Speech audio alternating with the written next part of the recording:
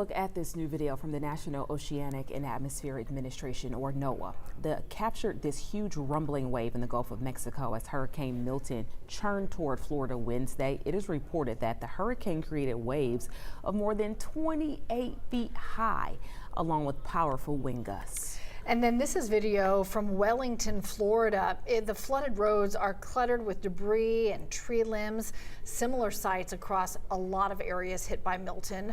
Officials are now urging people in those areas to stay inside until everything is clear and safe.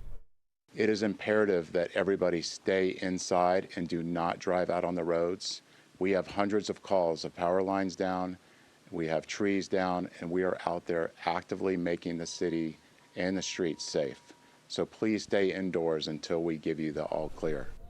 And right now the center of the storm has crossed the state and is making its way toward the Atlantic as a Category 1 hurricane. NBC's Priscilla Thompson is in Orlando, giving us an overnight look at how that storm shaped up there.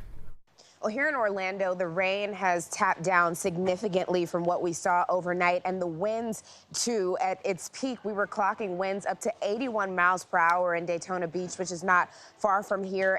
But there are still water rescues underway. We were seeing in parts of Orange County in those areas that have flooded, and that was a real concern here. The real concern here was flooding. We were under a flash flood warning for a number of hours overnight. That has now expired, but now it is really people waking up to survey the damage and see what they're looking at. And of course, we know along the Florida coast there was a lot of storm surge that came in. They were dealing with some really more than 100-mile-per-hour winds, and so certainly a lot of damage there to be assessed. But officials right now are telling people to please stay off the roads so that the first responders who need to get out there can do that if they need to do rescues, and also assess the damage and work to begin clearing some of this as the phase of the storm now heads into recovery.